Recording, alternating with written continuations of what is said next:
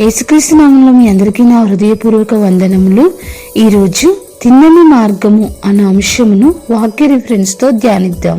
నేడు మన ఆత్మీయ యాత్రలో నడుస్తూనే తాత్కాలిక సంతోషాల కోసము బైబిల్లో 2 పేతురు 2వ అధ్యాయం 15వ వచనంలో లాగా తిన్నని మార్గమును విడిచి బేయారు కుమారుడైన బిలాము పోయిన మార్గమును బట్టి త్రోవ తప్పిపోయిరి. కావున మనం బిలాము లాగున స్వల్పకాల బహుమానాల కోసము తిన్నని మార్గమును విడిచిపెట్టకూడదు. మనం కనుక ప్రభు ఆత్మపై ఆధారపడినట్లయితే బైబిల్లో లూకా 3వ అధ్యాయం 5వ వచనంలో లాగా ప్రతి పల్లము పూడ్చబడును, ప్రతి కొండయు మెట్టయు పల్లము చేయబడును, వంకర మార్గములు తిన్నని వగును, కరుకు మార్గములు నున్నని వగును. కావున మనలో ఉన్న వంకర మార్గములు తిన్నని వగునట్లు మనల్ని మనము ప్రభు ఆత్మకి అర్పించుకుంటూ సరిచేయబడులాగున ప్రార్థించి పొందుకుందాం. ఆమేన్.